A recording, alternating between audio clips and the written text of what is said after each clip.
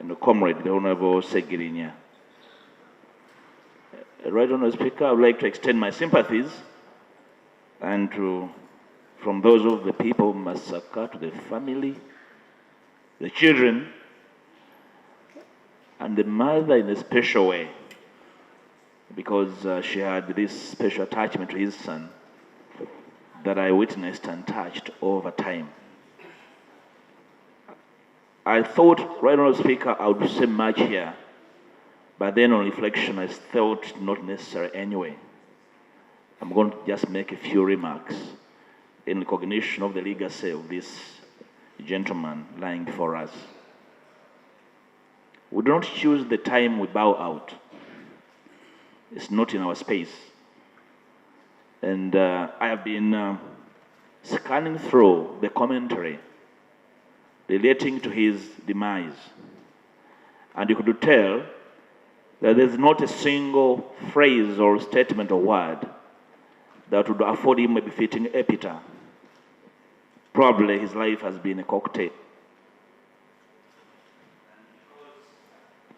It was a short life. We could not master exactly where his journey would end. But like I said, we don't choose when we bow out. He never chose this. I followed closely on behalf of Parliament, then as leader of the opposition when he was arrested.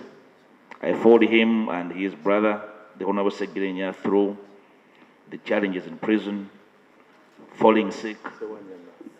Sewanyana, I beg your pardon, Right Honorable Speaker. And the troubles went through to secure clearance of the medical board for his treatment, away from treatment in prison and from within the country. I want to thank you, Right Honorable Speaker, for the effort. At one stage, the Right Honorable Speaker had to do a money hunt for members of the medical board to convene and clear the treatment of Honorable Segirinya. It was tough. It was tough, and we were losing time. We were losing time, and he had to be driven to the tarmac for emergency treatment. Suddenly, his illness and eventual demise exposed our systems. The state system as being weak and porous, incapable of a coherent investigation to give a decent man justice, incapable of a decent prosecution. The entire exercise in which he was being prosecuted tainted with a lot of inconsistency, and you could feel a sense of, revenge and retribution, this whole thing. And for me, that should not be part of our life. I'm glad the Honourable Minister for the Youth has made a commitment. I want to see you follow through that commitment. That, Madam Speaker, I beg your pardon that I make these statements, that the hunting and hounding of the opposition must cease.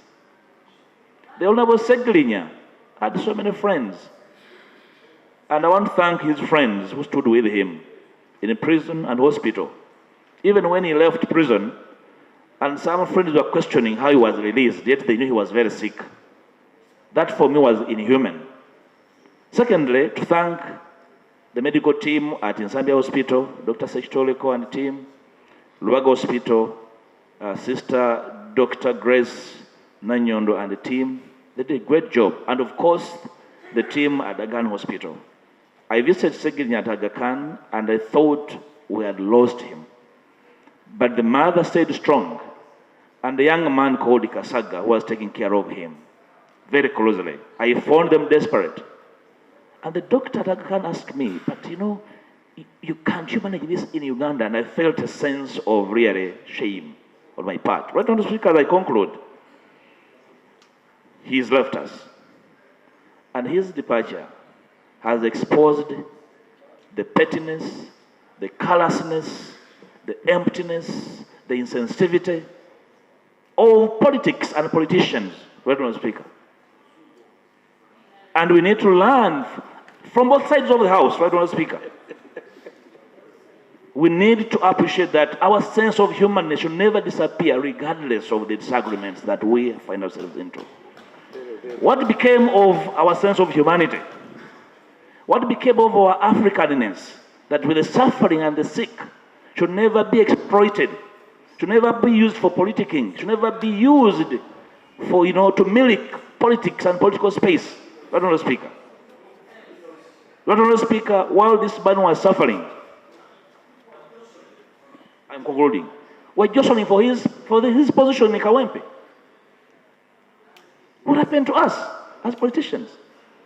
As I was ill in hospital, and I made sure all those who are supposed to know get to know. They never visited. They were plotting for his position in Kawempe. This is very careless of politicians. It must stop. We don't choose when we go. Our sense of sensitivity should never get away because one of us is suffering. We must feel for each other. And this I'm saying to both sides of the House. Lord Honourable Speaker, to the Honourable Segirinya, you fought your battle. You did your bit humbly, with humility, with a little, in terms of exposition, in terms of capacity. We shall escort you not as a villain, but as a victor in these very small spaces in which you struggle to make a difference. Sleep well, my brother. Within Parliament and outside there, we appreciate you. Basing on what the mother of Honourable Segirinya, the late Honourable Segirinya, has done. In the Holy Book of the Bible, in the book of Ecclesiastes, it is written, there is time for everything. There is time to be born and time to die. There is time to be happy and the time to be sad. However, my special message goes to the Tunisian. Dear our land friends, where did you want Ubuntu go? In Uganda, we know bail is not a privilege. It is a right. But these days we hear you are working under decrees.